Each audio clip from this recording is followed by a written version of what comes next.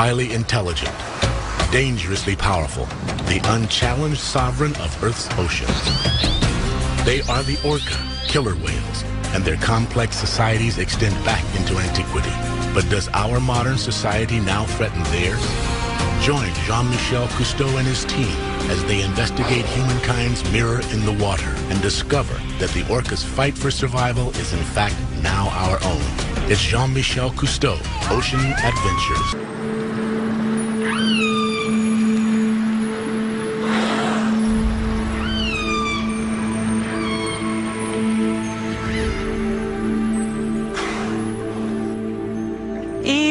She was a wonderful whale.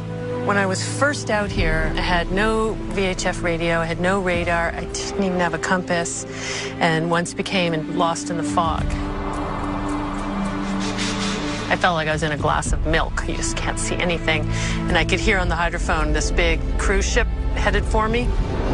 Anyway, Eve and her family, the next 20 minutes, came up so close to my boat that I was constantly switching the engine into neutral because I didn't want to hit them.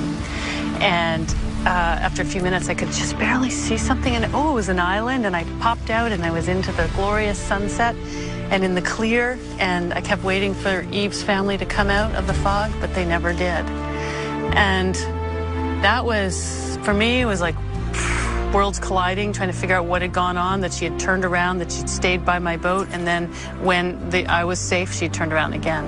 And at that moment, I believed all the stories about dolphins pushing sailors to shore. I don't know what it is about these whales, but they do things like that, and everyone studying these whales sees the same thing. They are our counterparts in the sea, the most complex marine species on the planet. Orca, the ruler of the ocean. Male orcas can be 9 tons, 32 feet long, with a towering dorsal fin 6 feet tall. But crowned with a smaller curved fin, it may be the females that rule the pod. They are the most widely distributed marine mammal in the world. Their realm extends from the Arctic to the Antarctic. Largest of the dolphins, orcas, also called killer whales, number fewer than 100,000 worldwide. And finding them will take Jean-Michel Cousteau and his team across the globe, accompanied at times by his son Fabien and daughter Celine. The Cousteau team will journey to both the northern and southern hemispheres as they seek out killer whales in the Pacific Ocean. The team will discover that people and orcas share surprising similarities, even similar needs, a fact made clear by their experiences with Keiko, the world's most famous killer whale. The team will also learn how some of the characteristics we consider strictly human, like language and culture, may have also evolved among killer whales. They'll travel among groups of orcas that are as similar and as different as we are from each other. Their journey begins in the Pacific Northwest, where orcas have been revered by native people for millennia, studied by scientists for decades, and where our story of the complicated relationship between orcas and people begins. What we're trying to do is to make the connection between humans and nature, comparing humans and orcas. They are the dominant species in the ocean. We are the dominant species on land. And we all depend on the same thing. The killer whale, the orca, is such a powerful animal in terms of its appeal to people. It captivates the imagination because we know that they're large dolphins and they're very intelligent. They live in very social groups, much like our own. John Ford is a pioneer in orca acoustics, the first scientist to identify dialects in their calls and to change our beliefs. Even though I've only been involved studying orcas for around 30 years, things have changed so drastically in our attitude towards this incredible animal. The attitude at that time was that these were dangerous animals, a threat to people, a threat to the livelihood of fishermen. And I was caught up in that. When I was young, growing up on Vancouver Island here, we'd go out fishing and a group of orcas would go by and we would be terrified if they swam under the boat, because that was the feeling that these were dangerous animals. On our coast in the mid-1960s to mid-1970s, there was a live capture fishery for orcas, and they were sent to aquariums all over the world. I actually got a job at the Vancouver Aquarium and soon became a whale trainer in the early 70s, and got to know them in that context, and they were fascinating animals, of course. Even then it was quite controversial holding them in captivity, but I realized we had so much to learn from them. Orcas have very large, complex brains, and when I first caught sight of an orca brain, which was in a jar on a shelf in a lab, I was really quite amazed. So the first question that came to me was, what does this whale do with that brain? Still the question I'm asking. That was 40 years ago, and you worked with some animals in captivity? 1967. Behavioral research with an orca named Skana at the Vancouver Aquarium, and they wanted somebody to study the whale. What did you learn from her?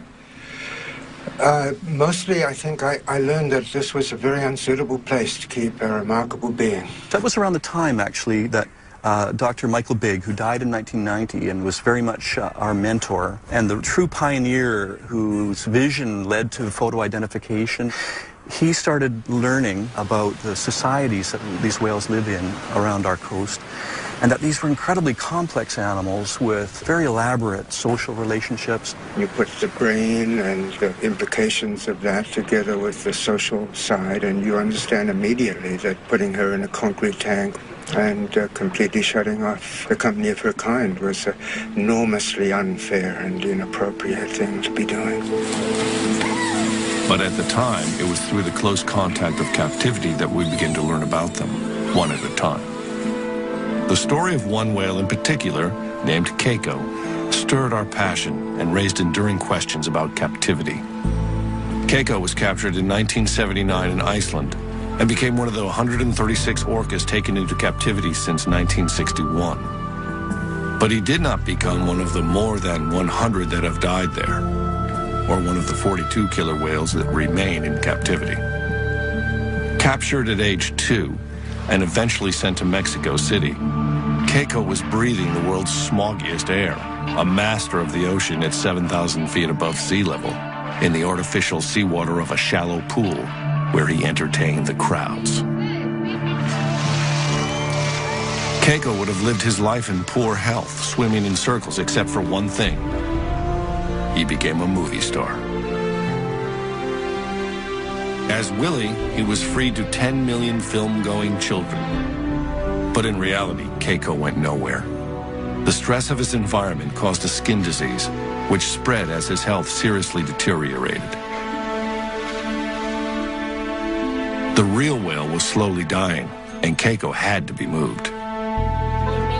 When it was learned that Keiko was still captive, millions of children wrote in, demanding his freedom, and a spontaneous movement was started to free the sick whale. Keiko's owners donated him for the unprecedented experiment of reintroducing him into the wild, and the Oregon Coast Aquarium customized a pool for his care. Suddenly, the reality of freeing Keiko became far more interesting than the movie, as Keiko began a long and complicated journey toward freedom.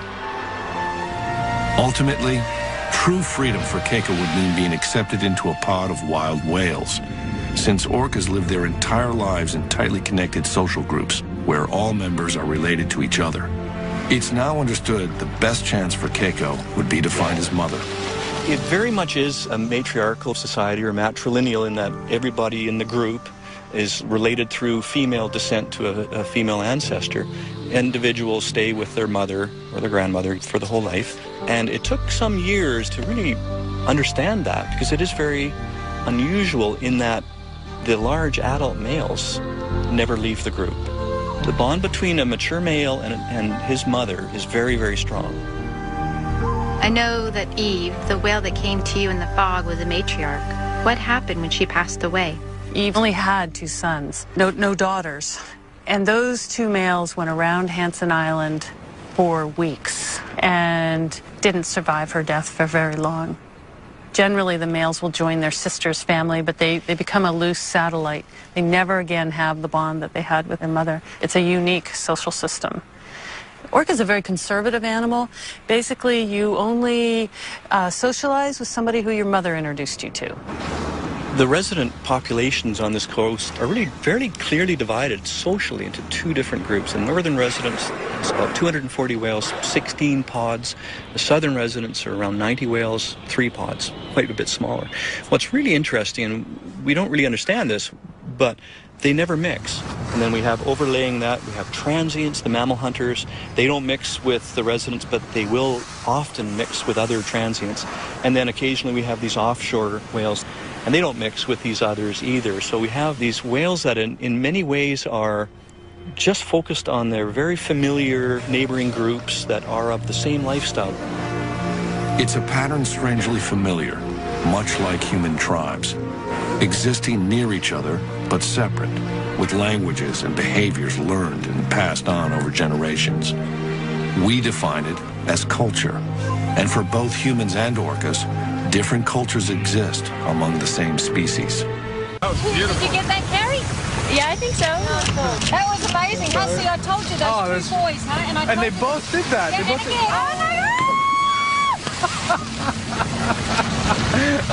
The New Zealand orca I found are just so completely different from the Pacific Northwest. I had this paradigm that was how orca were around the world. They had a matrilineal society and stayed in very strongly bonded groups, and that there was another population who fed on marine mammals. Well, it turns out here that the New Zealand orca are moving around between groups. They feed on fish, sharks, rays, and marine mammals. Acoustically, they're different. They have a good Kiwi twang, just like I do.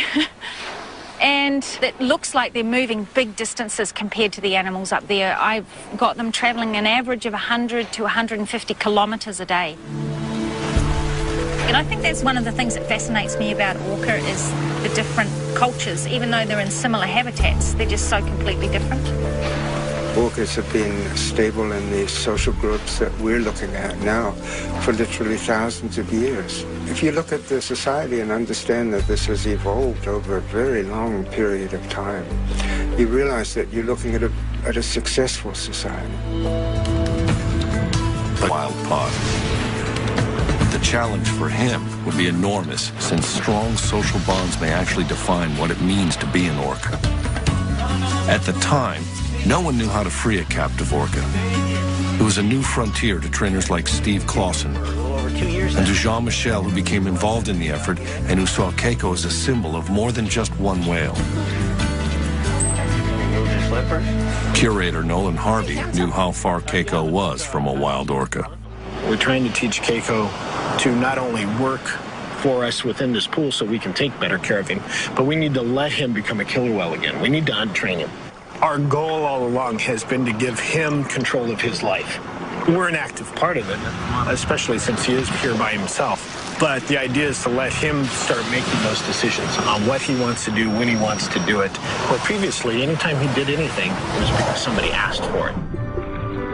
Even with vastly improved conditions, Keiko continued to demonstrate his frustration from living in an artificial environment. He expressed his stress in Mexico by gnawing the concrete pool, damaging his teeth, and it continued in Oregon on his favorite rock. A decision was made to cover it in order to discourage the behavior and to protect the teeth of the ocean's greatest predator. An orca's sharp, conical-shaped teeth make feeding on large prey possible, but Keiko primarily eats fish which orcas swallow whole, so his damaged teeth should not be a problem in the wild. When he arrived in Oregon, Keiko was 1,000 pounds underweight, but soon doubled what he was eating in Mexico. His waistline increased by 3 feet. He gained nearly 2,000 pounds and grew 8 inches longer. But he still had to be taught to catch live fish as a milestone for his release. and in order to survive in the wild.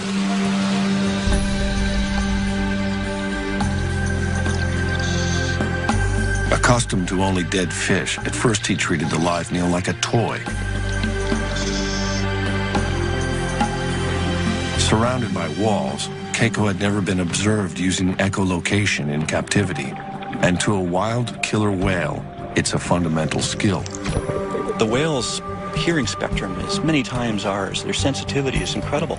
They see with sound, so when they're finding food, they use their echolocation. They make sounds, they get echoes, and they can turn that into a mental three-dimensional image somehow.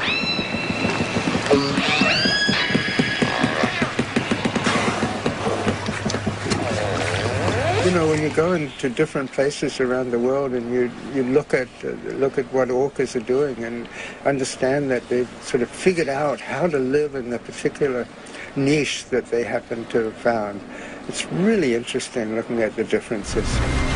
As gray whales migrate up the coast through Monterey, California, a pod of transient orcas show why they're called wolves of the sea. They hunt in packs to isolate, then overpower a gray whale calf. It's a predictable hunt, with as many as a third of the calves taken by orcas. 20 to 30 whales may work together and share the bounty. Sharing seems to be really important in these groups.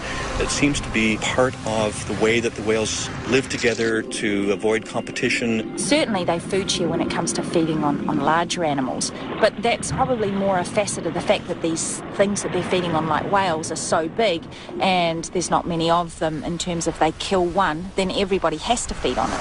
A female, the best hunters, will bring up a fish, and others from her matriline will come over and share that prey item. What's kind of surprising for the residents, they will share even a salmon that's perhaps only 5-10 pounds. They will share that, even though any whale in the group could easily swallow it. It has given us a new appreciation and insight into the workings of their society. That said, even though their dietary preference is culturally maintained and driven, they don't seem to be really adaptable in the short term. It might take a while before they can start focusing on alternative species. Killer whales are real traditionalists. They only do what mom did. They eat what mom eats, and they socialize with the whales that mom socialized with. They really don't like to branch out. So if you have a habitat change and that particular prey is not there anymore, then it's difficult for the orca to adapt. Within decades, and for a variety of reasons, orcas throughout the world may be at the crossroads of adaptation or extinction as their prey diminishes, something the resident whales of the Pacific Northwest now face. It's a growing issue for the future, but is similar to the question of whether Keiko would be able to adapt to hunting live fish in the wild. Without another whale to teach him, Keiko initially seemed confused about the shift in his diet, until finally either hunger or common sense kicked in, and he began to catch a few live fish. In the wild, that wouldn't be enough. Using ultrasound to measure Keiko's fat layer or blubber, the staff identified where it would show if he weren't eating enough. In theory, by measuring his blubber so easily in the wild from an extended pole, scientists could know if and when they would have to intervene. They did know that Keiko would have to be in better shape than he had ever been, so even his 30 different toys were designed with a purpose. Filled with water, a 200-pound ball became Keiko's workout. When he first arrived, Keiko could barely hold his breath for 3.5 minutes. He soon progressed to almost 18, normal for a wild killer whale. But Keiko was still far from a wild whale, which was vividly seen when at night he gathered his toys around him to sleep. An array of cameras and hydrophones captured Keiko's movements and sounds. Taking advantage of this opportunity, scientists carefully analyzed his vocalizations, trying to match them with specific behaviors, hoping to take a step toward understanding killer whale communication. Keiko, however, had not communicated with another orca in more than 20 years. I was studying a pair of whales called Orca and Corky. They would begin conversations with certain sounds and end conversations with certain sounds. And I realized that studying communication between those two whales in captivity would be like studying communication between two people in a prison. That there was no way that I was going to actually learn what they were saying and the real context of their lives. I'll tell you the main thing about Corky, and she's a survivor. She has been in captivity for 38 years, about 43 years old, which is incredibly old for a captive orca. Most of them die within 10 years.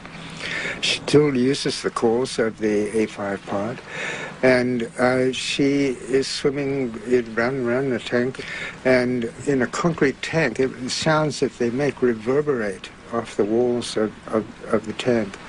They're constantly in an acoustic fuzz. I think it's an incredibly stressful environment simply because of that. And how is your research here at Orca Lab different? Well, when I was working in captivity and understood that if one wanted really to learn about them, you needed to go into the wild and study them there at a distance. And that's where we got into developing remote hydrophone systems that enable us to hear whales that we can't see.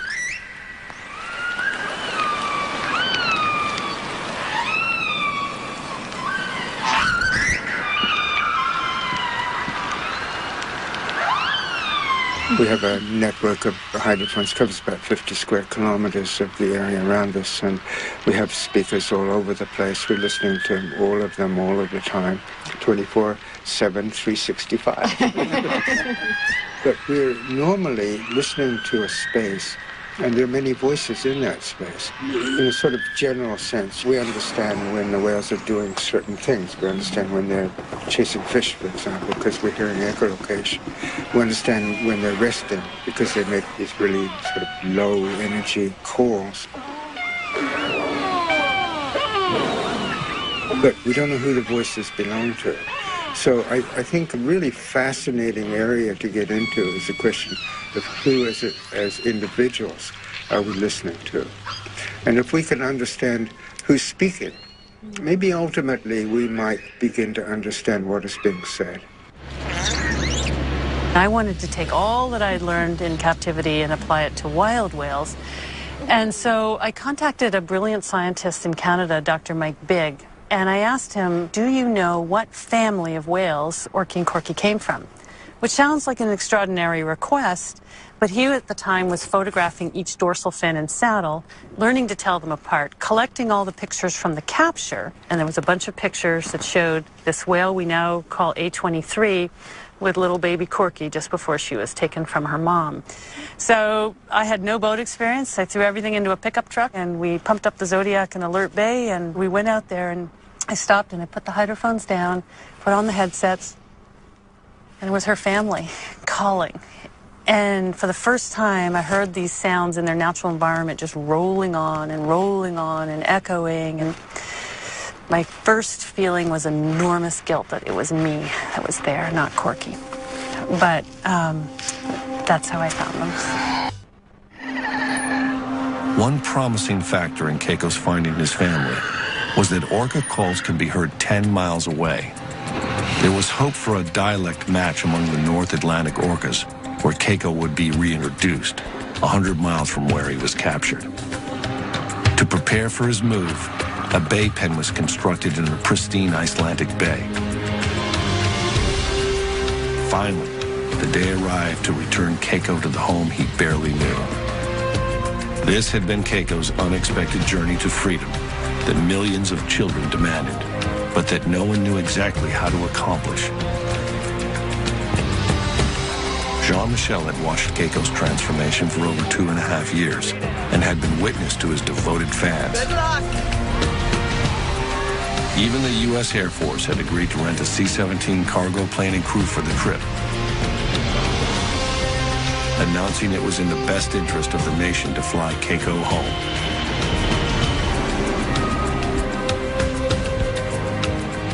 He was covered in ointment for the flight to protect his skin from drying. After 15 anxious hours out of his element, Keiko was at last returned to the cold ocean waters of his birth. It was seen as the first step to restoring what had been taken away when he was captured. Keiko would first have to acclimate inside the confines of the Bay pen.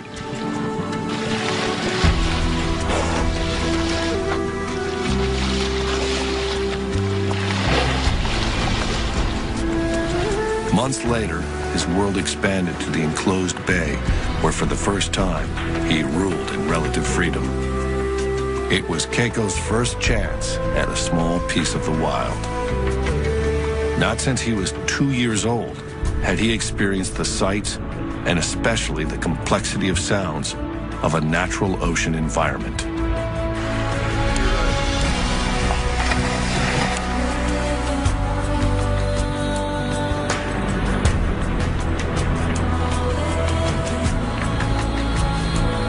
It had been 23 years, half his expected lifetime, since Keiko had even seen the bottom of the sea.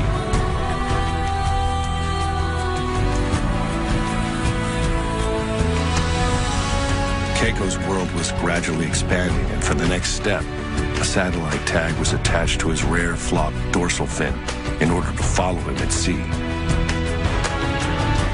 Its attachment was no more painful than piercing an ear, but the tag and Keiko would have to wait another season following complications to be tested at sea.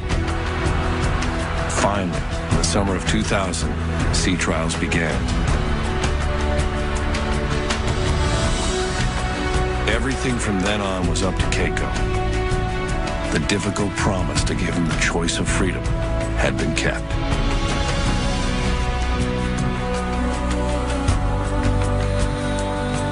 Then at last, Keiko was within feet of wild killer whales.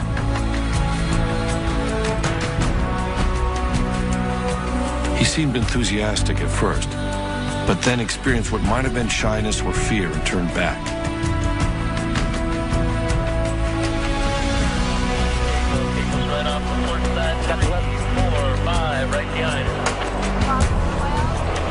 Later encounters looked aggressive, and Keiko continued to seek the shelter of the boat. Right there, Chad. Right there. Of course, his speed, Michael. Over 3 summers, Keiko continued to approach passing whales, spending more time with them, possibly learning their ways. Then in 2002, after watching a pod feed on herring, he simply swam away in the proximity of whales. For over 2 months, Keiko was tracked by satellite. His course revealed no details about his experiences in the wild, but he emerged 1,000 miles away, sufficiently fed and unscathed. An enormous success.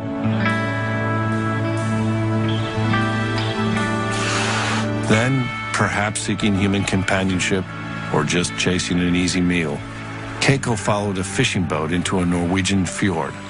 Keiko was still alone, but he was welcomed by enchanted children who must have felt they already knew him. Strong bonds are undeniably formed between captive orcas like Keiko and people. But we've been slow to consider that the ocean's greatest predator, wild and free, may also be curious to understand us. Hey, I see you there. Come on. Come on. Hello. Hello. Who's that? Come on. Hello. What you doing? What are you doing? And I said, oh, you've got... Do both of these whales take interest in your boat? Well, you know, as a scientist, you have to say no. But as a whale hugger, oh, for sure. You know, there's no doubt in my mind. Right there. You see him? Yeah, he's right there. He's right there. I see his fin. Hang right in there so you can see him. You know, when he's swimming on the side underwater like that, he can see you through the water surface just like you can see him. So it's a bit distorted, but he definitely knows that you're there. So, you know, leaning right over and looking at him, it's just as interesting for him as it is for you. Right. Yeah. Right. And I find if I take no notice of them and I put on my scientific face and I just take my notes and everything, they don't interact. But if I have a good time with them and really interact with them, then they get all involved as well. Oh. Yeah. In an effort to both protect orcas and to involve the public, Orca Hotline, Ingrid speaking. Ingrid founded the Orca Project Hotline. Oh, that's fantastic news. And so what direction were they going when you saw them? Her nationally advertised number rings with reports of orca sightings and strandings, like that of the whale she named Ben. Oh, Ben. He stranded in 1997, and I knew him before the stranding, but when you're involved with an animal at that sort of level, there's just something about it, you know, and they look you in the eye and they're at your mercy to rescue them. And with Ben, we had an overnight ordeal, and then we rescued him, and the next day he was back with another group of orca, which was just incredible. But a year later, he got run over by a boat, and it was just tragic. But a year later, I found him, and his dorsal fin, the back half, had completely collapsed and folded over. So now he's got this funny little fin where bit sticks up and the rest folds down. But he survived, and he's very cautious of boats now. But he'll still come over to my boat. I think that by showing people the variation within the individuals, it makes the animals a little bit more personable, if you like. If somebody can call me up and say, hey, I just saw Ben, it gives them a little bit of a stake in Ben's life. And so hopefully, you know, they'll slow down their boats, they'll drive a little more respectfully. The data, of course, is really valuable for my research, but ultimately I want it to be that the public will want to protect these animals. Keiko, however, was at risk of being loved too much by a well-meaning public. The Norwegian government passed laws to protect him, and the Free Willy Keiko Foundation and the Humane Society of the U.S. agreed to continue his care. He arrived in Norway, obviously having fed himself at sea, but without fish in the fjord, concern grew, and the decision was made to begin feeding him again. Keiko had everything he needed, except the company of his own kind. In 2003, after more than a year in Norway, at age 26, relatively young for a male orca, Keiko took a final breath and died from a pneumonia-like virus. His burial was the last outpouring of affection for the whale we thought we knew and who had done everything we asked.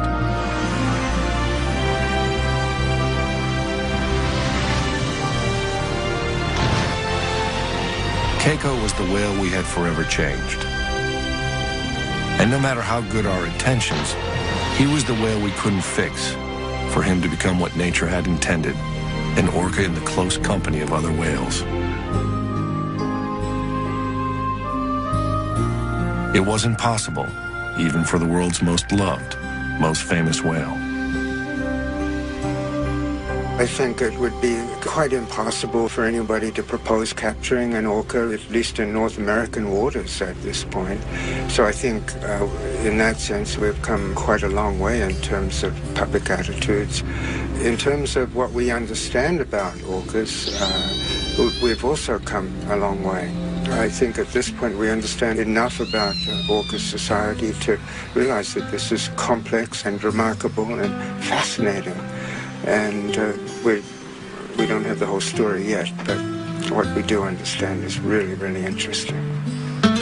The debate about returning captive orcas to the wild and keeping them in captivity continues passionately, especially as we learn more about them, and continue to discover that there may be few other species more like ourselves. There do still remain countries tolerant of capturing orcas, but in most of the world, any up-close, hands-on contact comes when a whale ends up on the beach, stranded. Ingrid Visser is again changing what we know. You know, there was a lot of controversy, and there still is, about saving stranded whales and dolphins.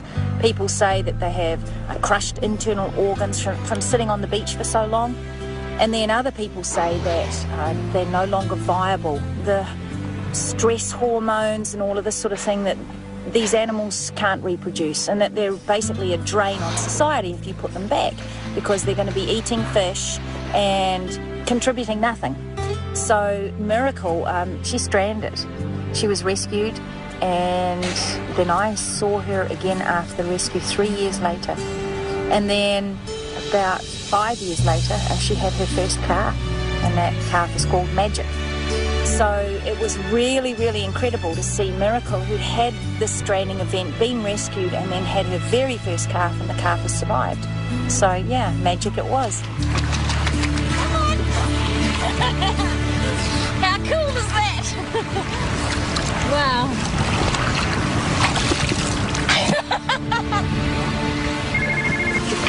Orca hotline, Ingrid speaking. In the middle of her research, Ingrid gets a call that a small female orca is stranded on an isolated beach in heavy surf.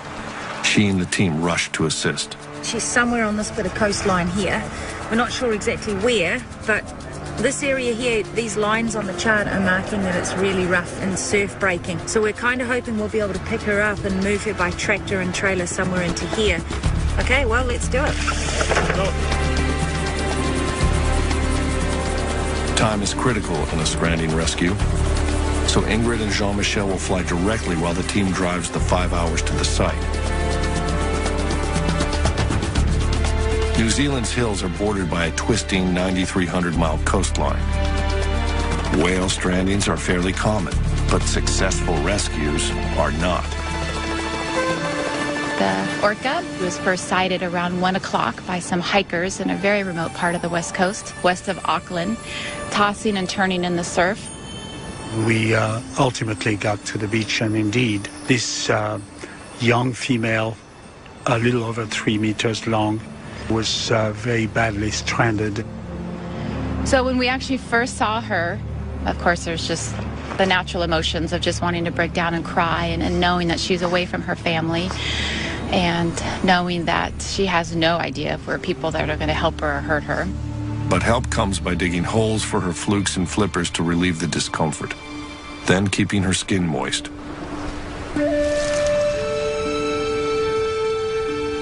She was probably not alone, struggling in the surf, and another whale may have tried to pull her back to sea, judging from the marks raked across her tailstock.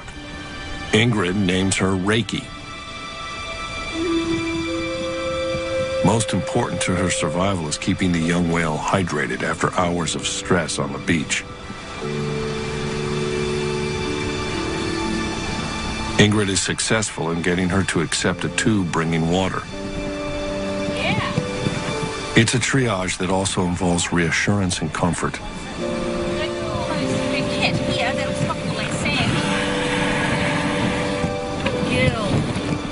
Even with expert care under changing conditions, it's believed that an orca can survive only about 24 hours out of water.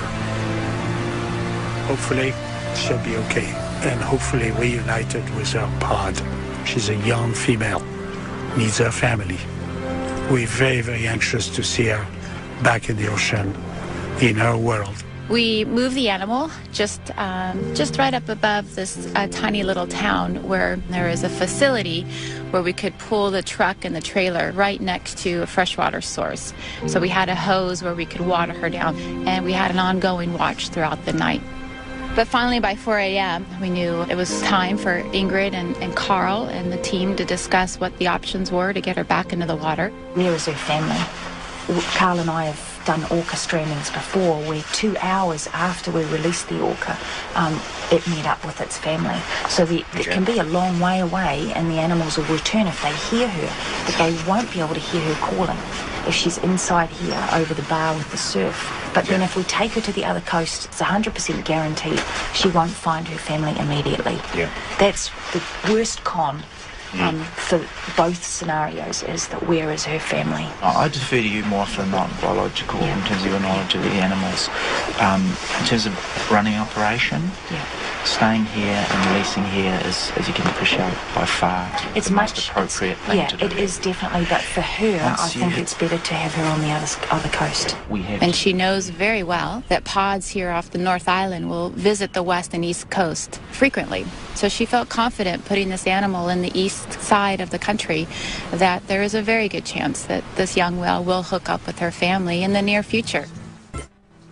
A decision is made to move Reiki to the east coast, and the team prepares for what must be done to save the whale. For the heart monitor, we put it on early in the morning, and Ingrid wanted to keep track of her heartbeat throughout the rest of her time on the flatbed. It's becoming clear to the team that a positive outcome for the rescue is not guaranteed. Let's go, Cal.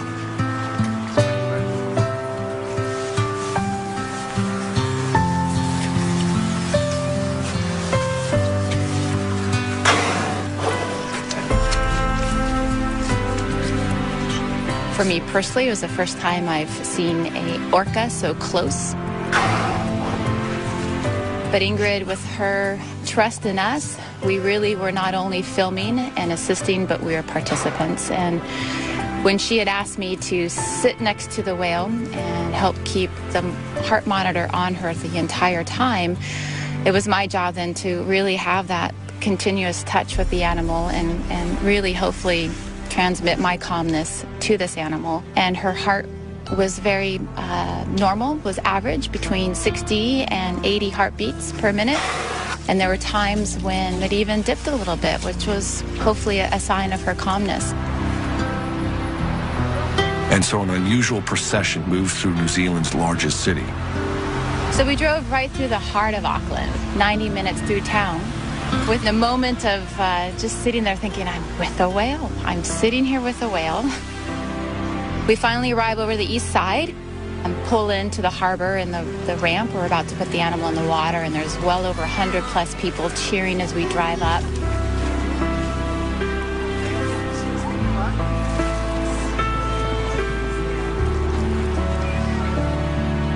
The whale is gently rocked into the water, but is disoriented from the ordeal and lies still. From there, there's a full flood of emotions. And at first, the animal is hardly moving at all. And Ingrid's like, it's all right. You know, her muscles, if you could just imagine your muscles just cramped for hours and hours and not being able to stretch. So she just is probably just, you know, stretching out and getting back into this fluid environment. And finally, Ingrid says, just have some of the people back away and only 2 of you stay close to her to support her.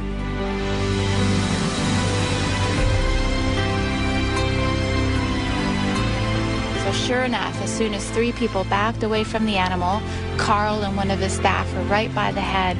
She just gives a big kick of her tail, and you just see the movement in her dorsal fin just slice through the water as she slowly travels out in the deeper water.